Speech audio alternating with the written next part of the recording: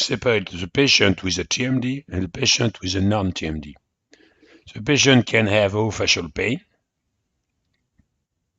but some of them are non-TMD. For example, chronic orofacial pain, neuralgia, cluster headache, migraines, tension headache. It is non-TMD. Why they are not a TMD? Because there is no SAD signs. The sound, algia, dyskinesia. Here they are SAD for TMD. Non-TMD is no SAD. Very simple.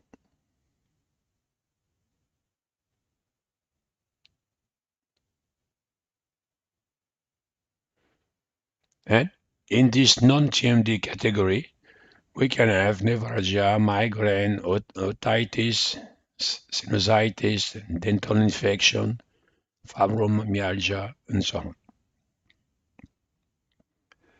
Sometimes some pain was dental pain and needs dental treatment. And sometimes we have to refer the patient. I am not a neurologist, so I have to refer the patient to a specialist.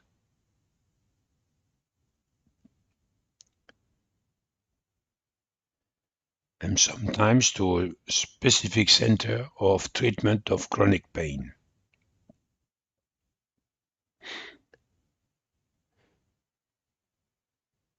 But before to refer the patient, I have to control if there are dental problems. My job is to control if there is a dental problem. Look at this patient. Pain on face on the right side.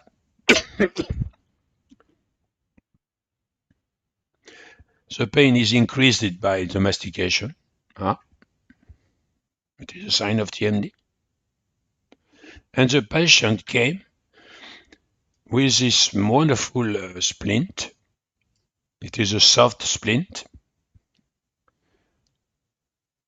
That is very bad. Without any results on the problem. And when you look at the panoramic radiograph of the patient, you can see something. Look at the radio.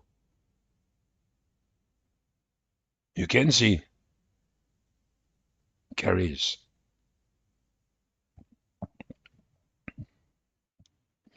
And for me, it's a pity that a dentist put a splint, even it is a very bad splint, put a splint on caries. It is a non-TMD patient with a pulpitis. Diagnosis first.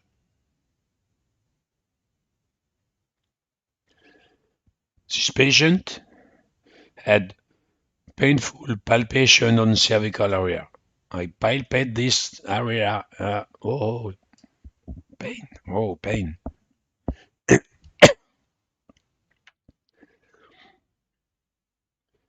There is sometimes strong pain.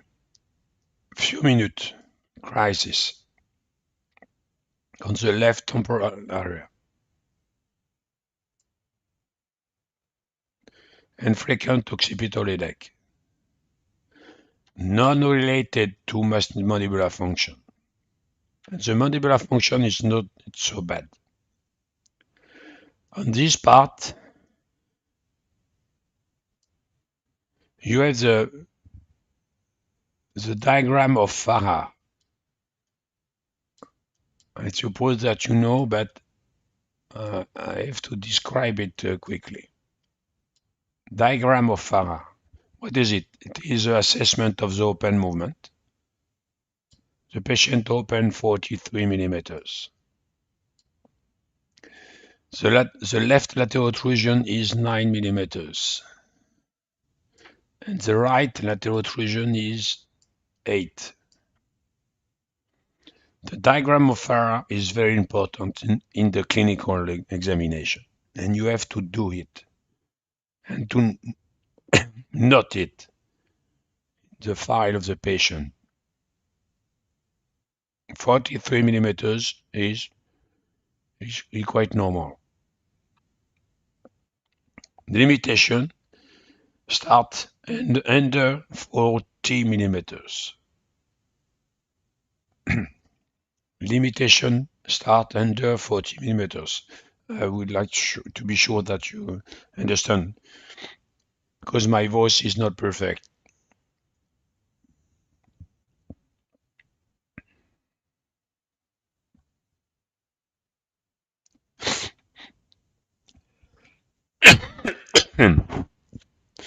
So, TMD are recognized by SAD signs.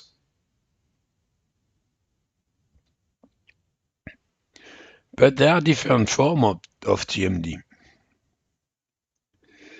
We have the primary TMD and we have the secondary TMD.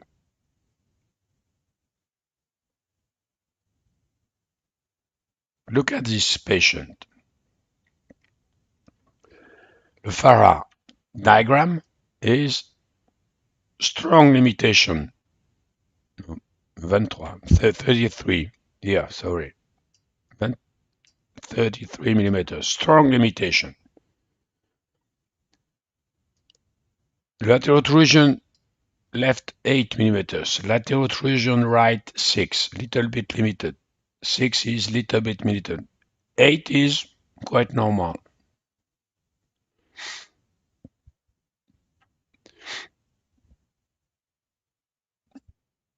The patient said no pain. But the limitation is increasing progressively from some month. If you look at the radio,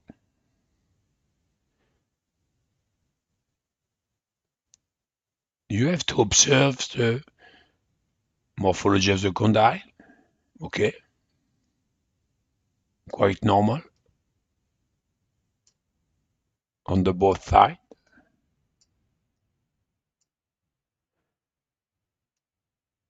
And look here,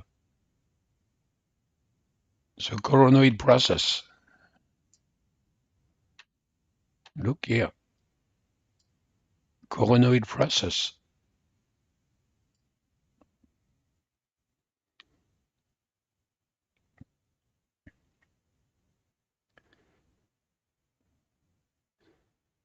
The coronoid process is elongated. He's a young boy, 20 years.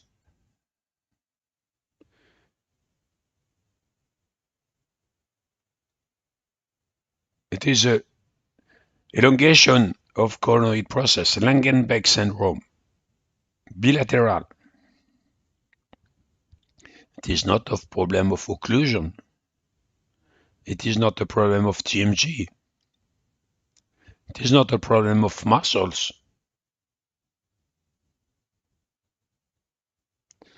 But it is a TMD because he had a limitation. And limitation is a dyskinesia, a sign of TMD.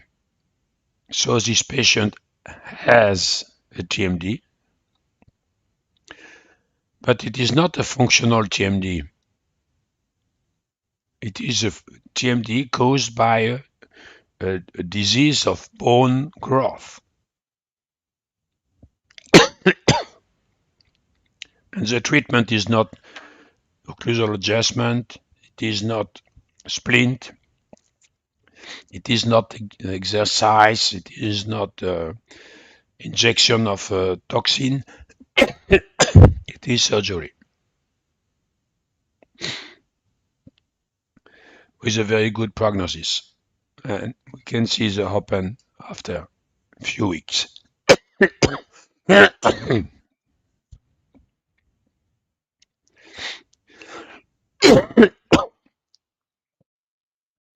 It was, this case was a secondary TMD because the primary cause was a problem of systemic disease or local disease.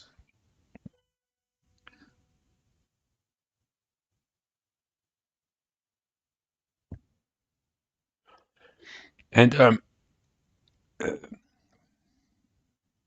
when you have an infection around the third molar, you have a limitation. Call it the trismus. And it is a secondary TMD. It is a TMD because there is a limitation, but it is a cause is not functional cause. The cause is an infection, and you have not to treat the patient with a splint. You have to treat the patient with a therapy of the third molar, extraction, and so on.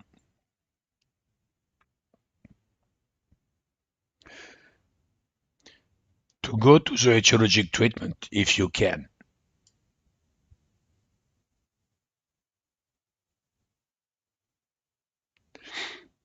And so it is very important to separate primary TMD than secondary TMD because the treatments are not the same.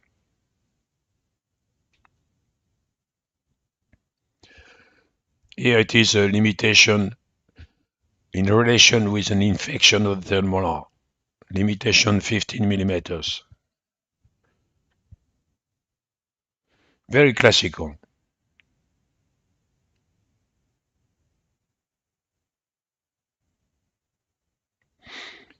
Less, less frequent is this patient. She is coming up after the extraction of the third molar. Okay, and but if you have some pain after the extraction, it is quite normal. But when the pain is not going down day after day, but is going up, and the limitation is very important, 10 millimeters, that is something wrong.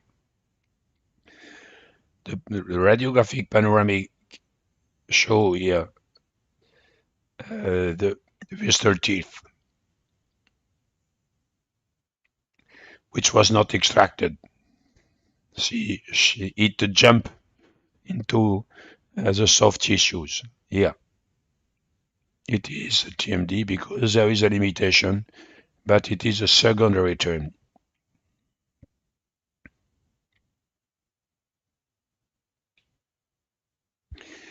We publish with a group of the uh, Education Committee of the European Academy of Craniomandibular Disorders. We published this paper in 2008 with the separation of non-TMD,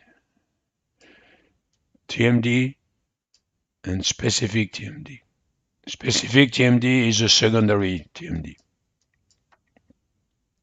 and TMD is primary TMD.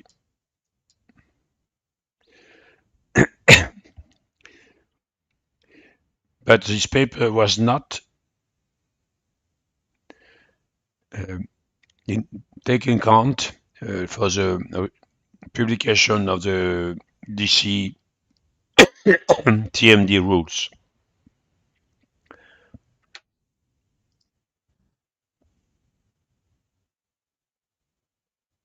So we see we have non-TMD possibility with dental or not dental problem. we have secondary TMD, and from some secondary TMD, it is a problem for a dentist, like the third molar infection, or it is a problem for a maxillofacial surgeon or a rheumatologist, and so on. And after, if there is signs of TMD, you are in primary TMD box. And in this primary TMD box, you have to separate muscular and articular patient. I have a questions, and I'm very happy to have a questions.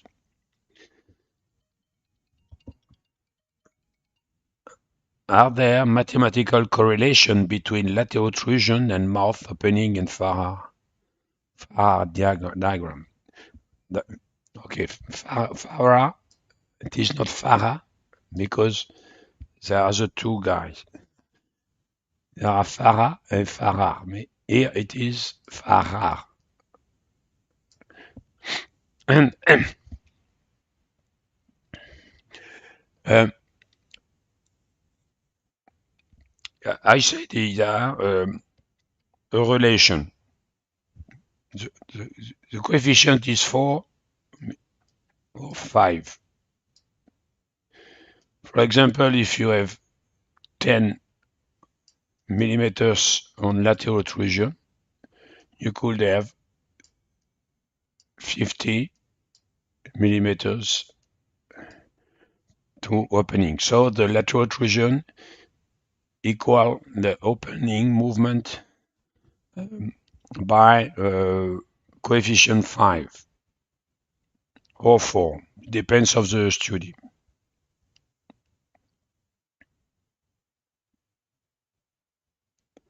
Between the both. Okay, thank you for the questions. Please, the other questions.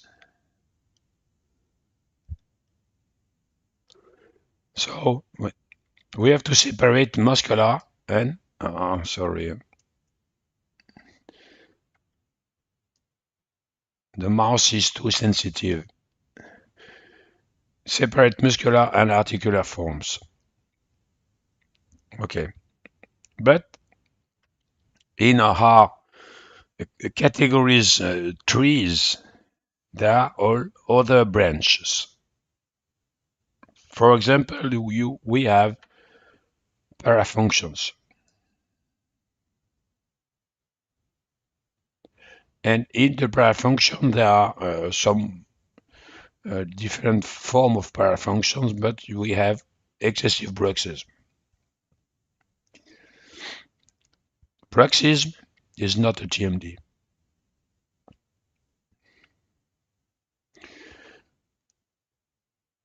Pain, muscle pain are not very frequent in bruxism. Sometimes a patient can say, oh, in the morning,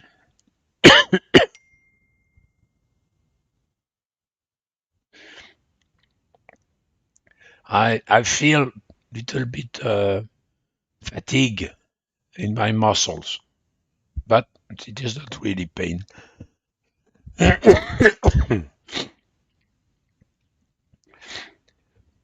Frequently, myalgia is related to low intensity and long duration contraction, whereas bruxism causes contraction with a high intensity and short duration. This is very important to take in count.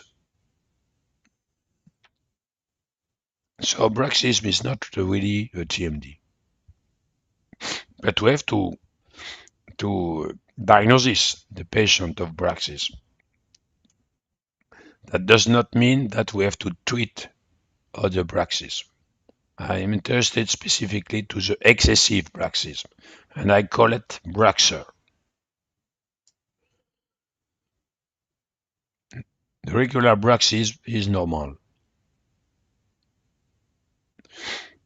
Another category is occlusal dysesthesia. Sorry. Occlusal dysesthesia. What is occlusal dysesthesia?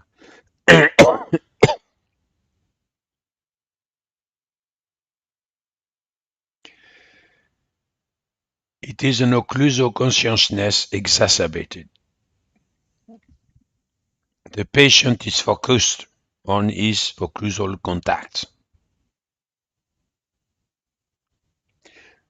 And he can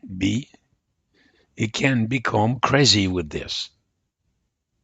He had he has a very big teeth in the brain.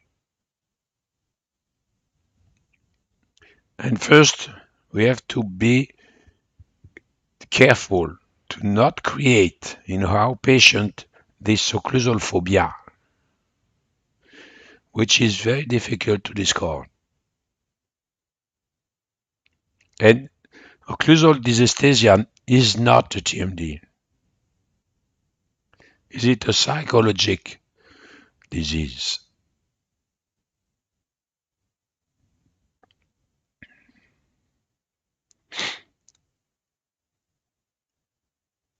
Okay. And I said we have muscular and articular TMD. And I would like to take time